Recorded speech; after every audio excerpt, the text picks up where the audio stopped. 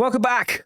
Welcome back to the Kovacs Report. We are going to dive into another Age of Revelation tie-in. This week it is Sinister 6, Issue 2. Now, Issue 1 wasn't too bad, really. I mean, again, like most of these tie-ins, they're sort of middle of the road. But Venom is what's keeping me interested in this book, and I really want to find out what's his plan. You know, what's his involvement in this? Why is he so important? Who's in the suit? You know, is it MJ? Is it Eddie Brock? Is it Dylan? Is it someone entirely new, which they're going to reveal today? Or in the third and final issue? Well, let's dive in, guys. Don't forget to read the book first, because there will be spoilers. Like the video if you can, and please do hit subscribe. So it's David Marquez. He's put down his paintbrush for his pen and writing this script, and the artist is Rafael Loureiro, I think is how you pronounce it. Now, issue 1, they captured Venom. Why? Well, he has some kind of alien biology, of course, and that's making him, I guess, kind of immune to this X virus. And if there's a cure to be found, then Sinister wants to know what it is, okay? He wants to change things. He also wants to take control, obviously. He doesn't want Revelation in charge. No.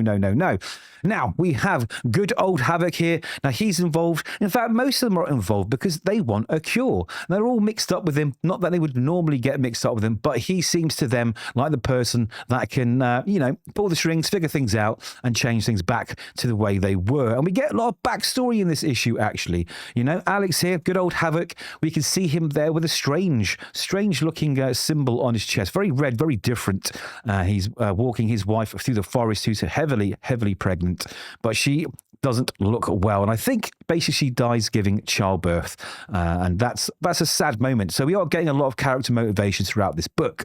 Now, he's daydreaming, basically. He's having a sort of flashback moment, and he gets snapped back into the present by Domino, because they are on a mission. Yes, they are on a mission. They have to infiltrate this, what would you call it? A facility, which once was the center of Revelation's secret research programs, okay? And they believe that if there's anywhere to look for a potential sample of the X virus so they can, I don't know, investigate and figure out a cure, it will be there. And that's what they're doing. They're going in. They are going in. Now we jump back to Venom. Okay, because this is bothering me. Okay, it's bothering me quite a lot.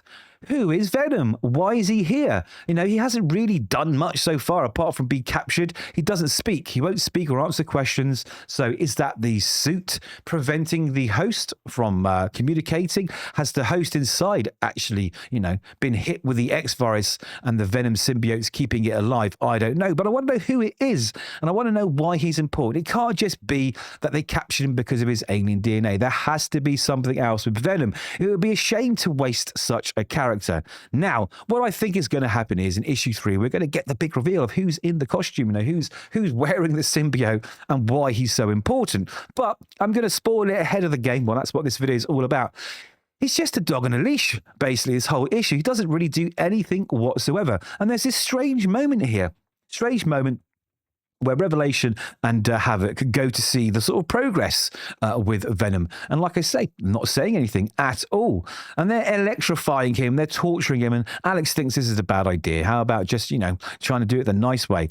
And then Revelation sort of gets this little beeper bullet thing. And I think when he clicks it, it electrocutes him or does something to hurt him.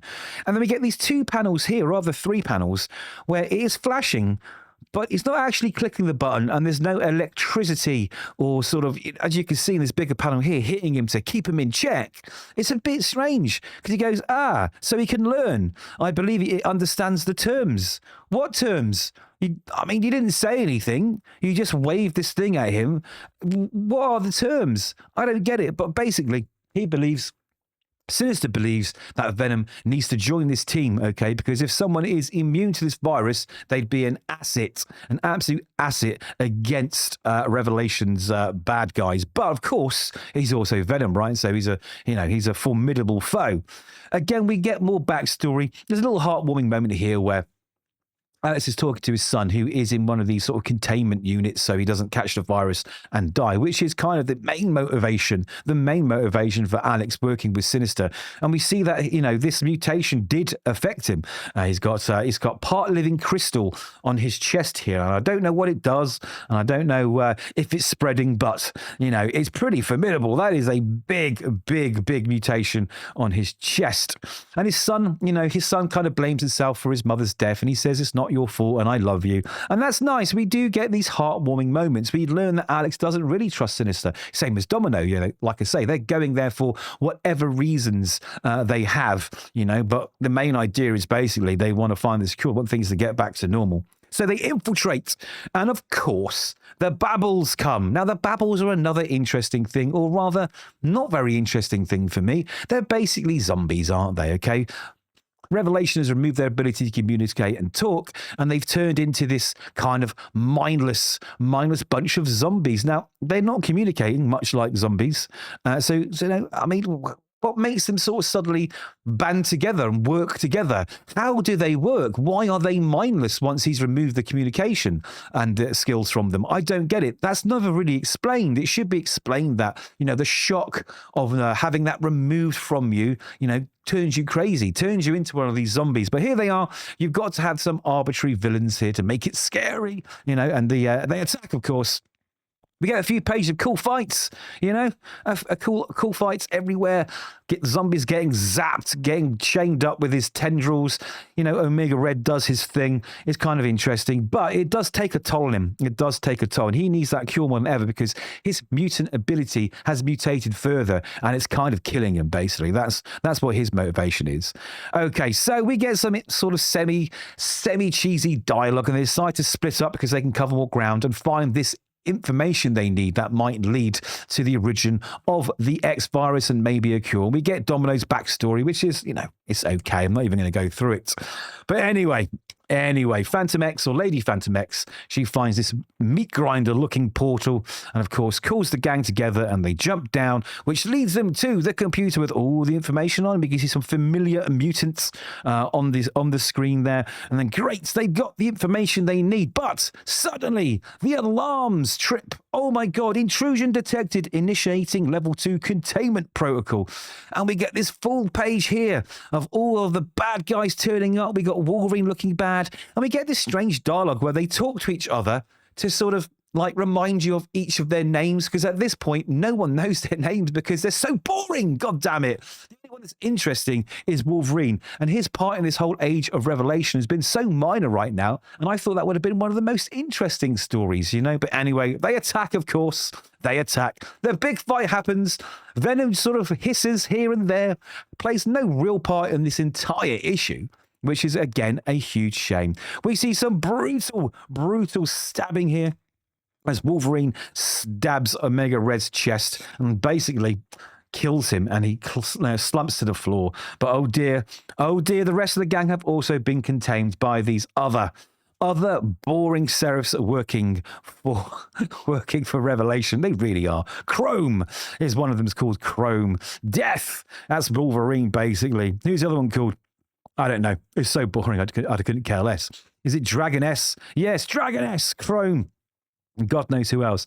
Anyway, they have been subdued. And of course, we get the big splash page like we keep getting in all of these series of Revelation turning up. And that seems to be a pattern here. It's every time the heroes do something, there's this big page where Revelation turns up, just out of nowhere. He's here, and he's supposed to be scary and formidable. And oh my God, the big bad guy. Oh, just boring. It is boring. It is so repetitive every single time. Holy hell. And there's 3 issues to these series, right? So you've got to do good in those first 2 issues to make that 3rd issue a payoff. You really, really do. Now, it's not a terrible issue. There's lots of backstory about some of the key characters. However, there's too much bad. There's too much bad, and we don't learn anything more about Venom. The most interesting part, that's probably going to be issue 3. Like I say, it's going to be a reveal of who's in the costume, who's in the suit, and why he's important, But, we've got 1 issue to cover so much ground. This has just been, fleshing the characters out a little bit more. And I'm disappointed. It doesn't matter how many, shocking fights that we see Wolverine punch his fist through a villain's stomach or a hero's stomach and stab them through the head. It lacks so much substance.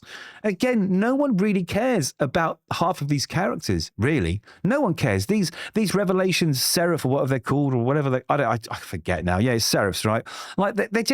They lack any substance. If they were sort of characters that, we recognize more, who are more sort of entrenched in that whole X universe, that kind of wow, they're on the dark side, it would mean something. But they just feel like red shirts from Star Trek, and Wolverine here with his sort of hippie beads. What's going on? What is going on? Anyway, I'm just disappointed again. I didn't want this video to sort of turn into this sort of oh, it's not very good. But really, it really isn't. And again, I've been reading these books 3 times just to make sure I'm not missing anything or I'm not being biased. And it's really, really disappointing. Anyway, that's issue 2. I am going to read issue 3 because I want to see what this payoff is. I really want to see what this payoff is. I want to know who's in the not the Wolverine costume. He doesn't wear a costume, really. He is Wolverine, right? I want to see who Venom is. Who is Venom? And why are they important? That's the only thing keeping me here, because I really couldn't care less about the rest of the characters. Omega Red, don't care. Lady Phantom X, everyone gets all hot and horny over Lady Phantom X, but she's really an afterthought in this as well. Very underutilized. Domino and Alex seem to be the 2 main characters here. Black Cat's cool. She's basically turned into a tigress, right? But I would have liked more from Black Cat. I really, really would have, a human turning into a mutant. There's a story there. That must be fascinating. But no, she's just there to say these sort of one-liners, and it just doesn't land very well. But there we go. Those are my thoughts. I'm really, really sorry that this isn't a super positive video. And I am shocked at how well received some of these books are on the sort of review forums. People are loving this stuff. I'm thinking, really? Am I reading a different book? Tell me, am I reading a different book? Am I getting this all wrong? Is this the pinnacle of Marvel storytelling? I just don't feel it. I don't feel it. There's lots of little moments that could be great, which is drowned out in the rest of the generic stuff. Anyway, those are my thoughts. Do let me know yours. Like the video if you can, and please do hit subscribe. I'd really, really appreciate it. So until next time, read more comics, and we'll see you soon.